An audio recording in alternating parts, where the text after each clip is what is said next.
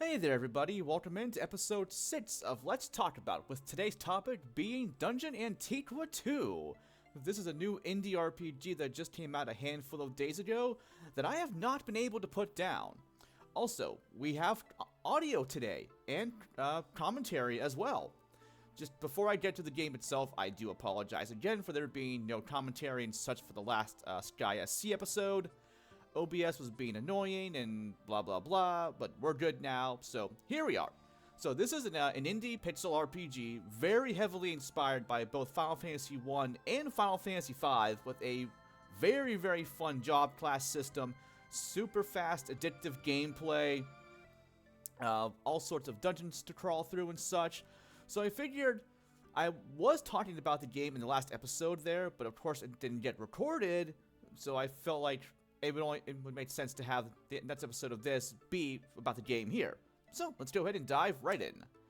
Now, for my file here, I'm actually in the last area of the game, so I won't be progressing for any plot or anything there to avoid spoilers. There will be some minor things here, like the job classes, the area, and like very minor things. Excuse me, but my plan here is just to show off a few battles in the Demon's Gate, and then I'll just leave the area and show off what else is all available here in the game. No idea how long I'll be going for with this one, because I could ramble about this game for a while. But let's get to it. So, let me see here. I haven't played this on keyboard at all. I've been playing it just on my ally in handheld mode, so the buttons are a little finicky. Not finicky, just weird for me. Let's go and show off the menu here first. So we have 10 job classes in all. You're not able to change them when you're out in dungeons like this. You have to go back to the hub town to do that. But other jobs we have, you start with 5, and you're able to get 5 more throughout the game. The 5 you start with are Fighter, Monk, Thief, Priest, and Mage. Priest being White Mage, Mage is Black Mage essentially. And then the other 5 we're able to get are Samurai, Ninja, Paladin, Archer, and Bishop. Bishop is essentially a red mage that can also learn half MP for its final ability. Ninjas, of course, very fast, agile fighter. Thieves are more utility characters to help you out in dungeons, to like see loot and such. Archers are archers, etc, etc. Now, I've been rolling with Samurai, Ninja, Priest, and Mage here because I need all the spells. I have a ninja here.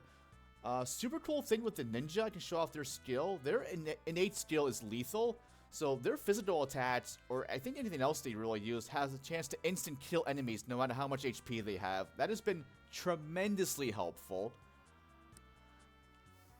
in battles. There are a lot of, I have some equipment that can also instant kill enemies on occasion. And as you'll see here also, the sub-skills. So like in Final Fantasy V, you're able to equip any character with any other ability. So like you could have a warrior with a two-handed ability, or have a white mage be able to cast black magic, or a thief that can fight barehanded, etc, right? You can make some insane class combos with that system, and even more so when you have the freelancer class that can have 2 slots to give characters whatever you want. But here, we have 3 to work with. So I have my physical characters, my ninja here with dual wield, power hit, which is essentially a critical hit, and retaliate for a counterattack for his skill set. Samurai, I have the key arts I learned from Monk for HP regen, that actually also stats with the armor he has, so he regains like 10% HP per every battle turn there, plus power hit and retaliate there. And then my mages, I have them both mastered Priest and Mage, so they have the full suite of the Priest spells and the Mage spells here. Arcane Mind to have MP cost, because you don't have a lot of MP to work with in the game here. And spells without this can be rather pricey, I will say. So this having this ability is immensely helpful, as is Prey for a self-MP restoration. It doesn't always work, it will miss sometimes, which is kind of annoying. But the thing is, my characters only have 96 to 112 MP. Prey, I've seen heal almost 30 MP for free. That's almost a third of my MP, which is obscenely worthwhile. Let's see, equipment here as well. Weapon, shield, armor, hat, gloves, These things have all sorts of uses. You can use items in battle to cast certain spells. Like the Rod of Sanctity here, can use Heaven Gate to instant kill any undead enemy. No shield here for a priest, of course, it kind of makes sense. Mage here, pretty basic stuff there as well. My ninja is dual wielding. These two fountain daggers here to always go first, which is super, super helpful. Now, I prefer to use heavy equipment, actually, for, like, I would use a fighter or a paladin or samurai, because enemies can be kind of powerful if you have light armor. But yeah, here's probably my favorite class being the samurai here. They can dual wield innately. The Ancient Blade, Dragon Slayer, all the ancient stuff here as well. These are actually plot relevant too. You have to get these relics throughout the game. You can't even actually access the final area until you have all 5 of them. But they are all obscenely worthwhile. My favorite being the Ancient Armor to give auto healing, which, as I said earlier, stats with my Key Arts skill there. And let's see here. Anything else to go over here? I don't think so. I've been rambling enough in the menu. Let's go ahead and fight some battle, shall we? Now, enemies already appear on screen. You're able to essentially ambush them if you attack them from behind, but they're able to ambush you if they hit you from behind. So I'm going to try to... Okay, I surprised the monsters. Nice. Enemies here, the Phoenix. These things have a lot of HP, which is a little annoying. Also, for some odd reason, whenever you have a preemptive strike, your first turn in battle, you can't cast spells. I wish I knew why that were the case, because it's honestly, I don't like that whatsoever. So I'll just have my mages guard here for the first turn, just for something to do. But yeah, now I can use my spells here. But yeah, they have all of the level 1 through 5 spells here for priest and mage. Well, the mage spells are on top here, so these 3 here are all mage level 1. These ones are priest level 1. With half MP cost, I've been using my MP a lot more in battles because I'm so very easily able to just take a free turn or a handful of turns in battle to use Parade to get all my MP right back. So I'm going to go ahead and use my Punish spell here. These things have a lot of HP. Not that my ninja cares about that, because the instant kill... I don't know the prod percentage chance of his instant kill, but it triggers pretty frequently. And yeah, there's experience points, money, skill points there. So yeah, if you like Final Fantasy V, you will absolutely love this game. I will say though, I wish it had more job classes than just 10. Like, I always want more job classes in RPGs like this. I am a sucker for job classes. Now, these enemies here can be rather annoying. The Succubus and the, I forget what these other things were called here. So I want to go ahead and use Poison Gas. It's the Incubus. Okay, there we go. Yeah, Poison Gas normally cost 8 MP, with now half MP, of course, only costs 4. Hits all enemies, and a pretty solid chance to instant kill enemies. So battles like this, I will spam the hell out of that for some free kills. When it actually, you know, works, that always helps. Otherwise, though, I usually just spam Punish, really. It only takes 5 MP, and it does an obscene amount of damage relative to what I can do. The highest amount of damage I've been able to do is over 700 with my priest using Punish there. Also, super nice feature the game has here. It lets you auto-recover after battles. You're able to change your settings here as well. For like how often, not how often, how much HP to heal up to. Do you want to use spells only, or spells first then items, or items first then spells? And the priority of who should get healed first. This is always useful. Thresholds for the HP are, I believe, 40%, 60%, and 80%. I just keep it at 60 just because. But then I'll usually heal up afterwards as well if need be. So I probably should bump it up to, like, probably 80, I would say. But that's okay. Yeah, just get healed up here. And so I am decently far in the dungeon I'm in right now. But it'll be pretty easy for me to get back. I can just come back here. When I play again, I'll just come back here later. So what I want to do now is I want to use the return spell you get. You get it for free. Or you can cast it for free. You learn it from, of course, from a priest 1 there. So you can warp back to town. And here's our hub town. We have the merchant. We can buy items, weapons, and armor from here. The spell book shop to buy all of the books. Well, mostly all of them. You can't buy the level 5 spell books. You have to find them throughout the course of the game. Salvation Temple, you can revive your characters if need be. And then the Training Center, which you use this to, change characters' name, their job, their sprite color. Now, I didn't really catch it when I first started playing. You can have your characters be male or female. And there are some female exclusive equipments, like the gold hairpin. I have a couple of them, but I didn't even catch the fact that I could do female sprites or female characters right away. So my characters are all male. I don't know if that has any factor into the actual stat growth at all there. So hopefully I'm not, like, shooting myself in the foot by doing that. Yeah, here's all the job classes here. I've been normally running with a 2-and-2 setup, so I have 2 fighters and 2 mages. My fighters have Fighter and Monk and Samurai mastered. This one has Paladin done as well, but not Ninja. And my other one has Ninja. Well, he's working on Ninja, but does not have Paladin done there. So I can show off each one here. And yeah, for mastering each class, I assume those bonuses take place when you level up. Or you maybe just get those as soon as you master the class. I don't know for sure. But yeah, there's the Fighter. There's the Thief. A lot of utility skills there. Haven't used one much with this character. My other one, I have a little bit there. Monk, super good, able to hit twice per combat round. Mage, again, Black Mage, very, very worthwhile. I did have to have my other 2 fighting characters be mages for a while because there is a dungeon, or part of a dungeon, where you have to have characters be mages to get through it. Physical attacks are unavailable to you. So that's a cool little restriction there. It's nothing too crazy, or like Final Fantasy III, where like a super hard force restriction there. Or not as many like how 3 was with that. Priest, your white mage there. And yeah, Archer. Haven't used Archers that much, really. I want to use more of them because they're pretty handy with long-range weapons and such, so attack from the back row. Bishop, I've always loved Red Mage classes there, though it kind of reminds me of the Geomancer, the sprite from Final Fantasy V.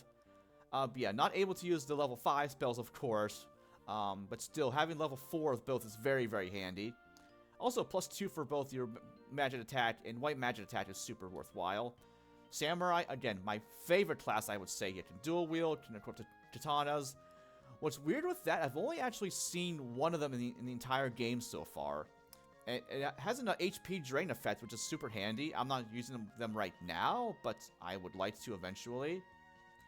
I'm sure there's more as well. I haven't seen them yet. Paladin, of course, your tank. I actually have the Excalibur I got from a boss fight in the Demon's Cave, but I'm not using a Paladin right now, so it's kind of gathering dust. Sorry, King Arthur. And then, of course, the Ninja. Now, I don't know why they're able to equip shurikens. The game doesn't give you any, or I haven't found any of them yet. I don't know where they are in the game. Maybe in the last dungeon. I don't know if they'll be added in later. I really don't know for sure. It's kind of weird there, but yeah, so there's that. Also, I went with a Penny Arcade theme for my characters here, as I normally do when I'm playing Final Fantasy 1. Let's see here. So Salvation Temple, I don't really need to do much here anyway, just it's a reviving thing here. I have the revive spell for my priest and mage already, so I never need this. Also, it's nice, whenever you go back to town from a dungeon, you're fully healed. And here's, yeah, spell book shop. I already have all the books here I need. Now, the nice thing here with the shop, she's been selling me some very worthwhile equipment at various points in the game. It's super, super expensive, but it is very, very worthwhile to buy, so I've made sure to buy all of those. And yeah, here's our merchant here. We have our standard affair of items.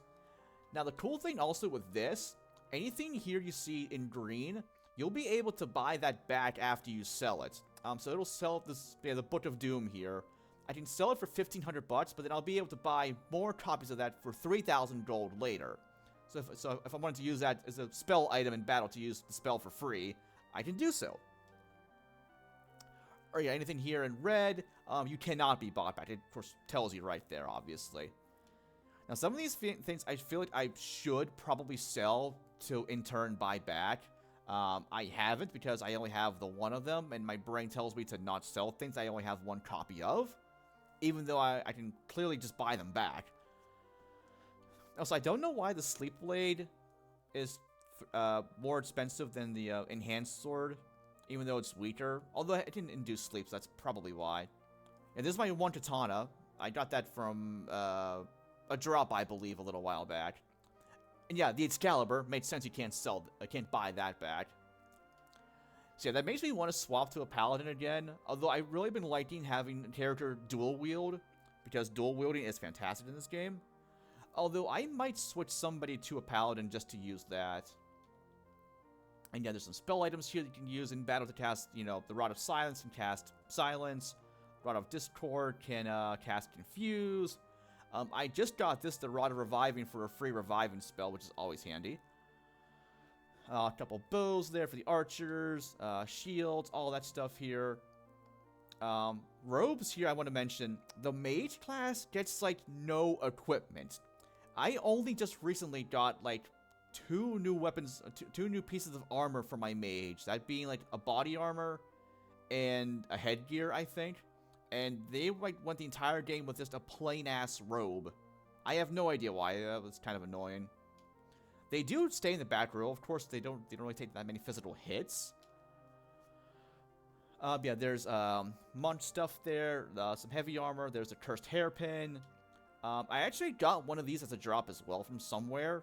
Gave it to the shopkeeper at the magic shop, and she gave me something in exchange for it. I don't recall what. I just gave it to her outright. There's the black cowl, nice light headgear. I've been loving these snake caps here. You're able to get them fairly early in the game, and then you can just most characters can equip them. It also gives you poison resistance, which is super handy, and they also sell for a ton of money for when you can get them. Some helmets there, accessories, so it's pretty standard fare there, honestly. Again, Final Fantasy V, very akin to this, so yeah, if you liked 5, which you should, it's a great game, you will be right at home with this game here. So there's all that. I want to go back out of here. And then let's go ahead and go to some other stuff here. So yeah, here's all the areas we can go to. The Tower of Trials, the first part of the game. Later on, you're able to access the other job classes here. That being Archer, Bishop, Paladin, Ninja, and Samurai at various levels. They have their own trials to go through. Excuse me, give me one sec here to get some water. And yeah, they have their own little, like, quirks to them. Like with Ninja, you're unable to use spells at all. You can still use spell items though, like your spell books or any weapons that cast a spell. Like I have a wand of fire on my mage, right? I can use that to spam fire 2, which hits all enemies for a little chunk of damage there. Iron Mine, we went through here to get some better equipment from the shop. Blaze Wave Cave, we found a map in an earlier spot there for that. There's a water floor, a fire floor, and an ice floor. The sealed castle there had the ancient relics that we have a NPC fairy who guides us along the way. She was telling us where to get all of those throughout there. So you have to fight each one actually to gain that piece of equipment there. You fight the armor first, and then you're able to do the helmet, armor, and gloves in any order you want. And then the blade is last. They're pretty hard fights, especially the blade, but I, of course, won that pretty easily. Fairly, I should say. Sage's Shrine, we had to go through here to get the Mage 5 spell book there. Part was a little annoying because there's a lot of pitfalls everywhere, and the fight itself was rather tricky. The Sage I fought there had auto-reflect when she was defending. Some very powerful AoE spells and debuffs as well. Took a little bit for me to control the fight, but I ultimately came out on top. And the Demon State, of course, that's where I just was before the final area of the game. So let's go and show off each battle here while I'm here. I have a gold and silver key. The silver key unlocks these silver doors right here. That gives me a quick warp access to the 6th floor of the tower. There's also a gold key I found at some point later on as well to access the gold sealed doors. So, I don't really need to be here. I'm just showing this off just because. Yeah, just easy-ass battles here. Yeah, there's Prey for MP restoration. Actually, yeah, let me go ahead and go up to the top of the tower here. I'm going to show off each area a little bit just because. Oh yeah, here's an NPC here. It tells us about the Archdemon. Oh, I didn't talk to you after I got all the relics here. Do you say anything new by chance besides that? No. Okay. Oh, good to know, I suppose. But yeah, there's the Archer Trial, level 13 for that, but I obviously already did that. Also, we have healing fountains here throughout every dungeon. It's a one-time use, though. But whenever you leave a dungeon and come back, it will refill, which is super nice. So you want to try to time your usage of them when you really need to use them. Yeah, there's the Samurai Trial, there's the Paladin Trial, and the Ninja Trial. Yeah, I can't use spells during battle. That one wasn't too bad. I just had to heal. You can still use spells outside of battle there, so I just, of course, healed as needed with spells after that. This door here, I don't know what exactly it does. Yeah. I don't know if I have to have all the job classes mastered, or if this would be a post-game thing, perhaps. I don't know. So that's food for thought for later. Oh yeah, let's go ahead and just use my return spell. Where's my S key? There we go. Still weird playing on keyboard. Yeah, I just want to show off each area here a little bit. Yeah, here's the iron mine. I was going through this part a lot, actually, for some grinding, and also they did some chests.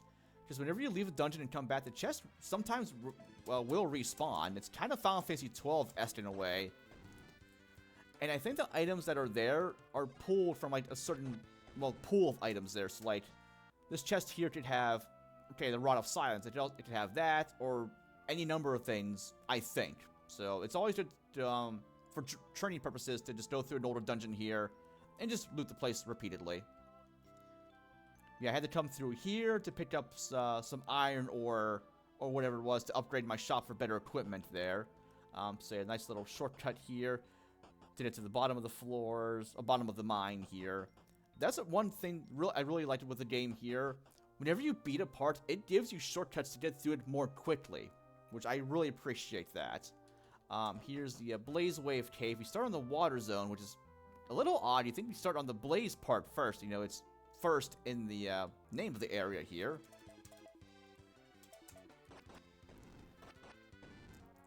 Also, can I just say I love the sprite work that they made for this game. The character sprites look fantastic. Also, I mean, this game is so old school coded. So that's why I like it so much. I mean, I grew up with Final Fantasy, especially Final Fantasy V. I want to show off some more of my spells here as well. Let's go and show off Ancient. It's a Dark Elemental spell, hits all enemies. This is what the sage I was fighting a while ago was wrecking my party with. But again, yeah, I did triumph. Took a while though, but it was worth it. Let's see. Oh, you know what? Also, it's kind of weird with mages. Whenever they're in the back row, they cannot attack physically. I know in other Final Fantasy games, again, with 5, for example, you can still attack from the back row with your mages. They just do half damage. Oh, hey, a snake cap. Nice. I don't really need that. I'll just sell it later, I'm sure. But hey, I won't say no to, like, the 3 grand. Yeah, there's our punish spell, which I'm pretty sure is non-elemental. I've been using that a lot on higher HP enemies. I've been fighting in the Demon's Cave there. Yeah, here's the Blaze Wave Cave. So yeah, nice, very handy shortcut from the water zone to here. There was a rock here earlier, but when I cleared out this floor, the rock moved. So now I have a shortcut to the ice zone. So there's all that. Let's go ahead and go off to the next area. And yeah, off to the sealed castle. There might be more I could even do here, actually. I've already, again, done all the relic stuff here from throughout the game.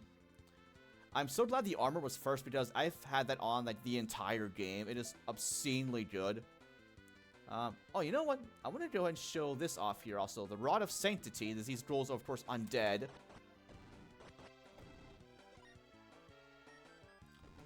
Yeah, having a free instant kill spell for undead monsters is obscenely worthwhile. I've been using that thing quite a bit throughout my journey. Let's see here. Now, this is where I went to go get the, what is it? The Ancient Blade. You can't get that until you have the other 4 relics first, though. Oh, yeah, there's a little hangout spot here. I went here just recently. These are all fates, by the way. These guys just give you tips about the game and such there. Like, yeah, how enemies can respawn sometimes. Agility affects accuracy and turn order, so haste and slow are worthwhile. Yeah, there's race effects there, so like certain weapons will do more damage to certain enemies. Like I have a Goblin Slayer sword to do more damage to goblins. Stuff that's strong against undead monsters, etc., etc. So yeah, so it's very worthwhile to keep like older weapons that have special effects like that. I've been doing that aplenty throughout the game here. And yeah, there's spell damage doing a lot more damage. You can also see that little effect on my screen there with like the kind of field of view. You can only see what's like actually when you're ever like say like I'm down here now. They're in my field of view, right? Anything in the darker spots there, I cannot see. So with the thief there, by the way, they have an ability that lets you see treasure chests even if they're out of your field of view. But they're still in that general area. So that's more of a utility thing. I should use thieves more often. I just haven't, really. Yeah, I'm just fighting a handful of battles in each area here, just because. I don't really need to grind. I'm just doing so because I feel like it. Because I really don't know what endgame levels are. I mean, 40 plus is probably okay. Here's the Sage's Shrine. So whenever you first come here, there's the Sage right there, but then you fall into the pit hole right there. So I kind of am spoiling some plot stuff. The plot is very, very simplistic, so not a huge deal. Yeah, this part I was in for a good while because these enemies were a little annoying. The part was a little mazy.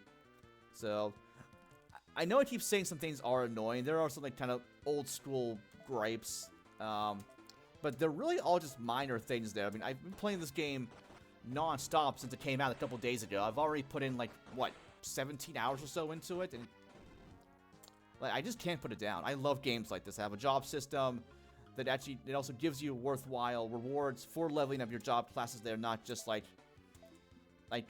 it's just so much more expansive than, like, Final Fantasy 1 or 3 there with all the sub-skills you're able to have.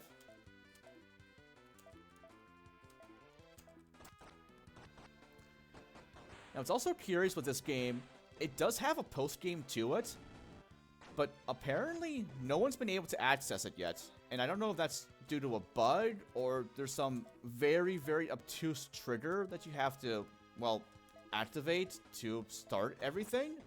I don't even know what all there is to do in the post-game. Did that just give me 10,000? What the shit? That gave me over 10,000 gold? Okay, I've never seen that happen here. That didn't happen here when I was here my first time through. Odd, but I'll take it. Okay, so that takes care of that area. And that's about it.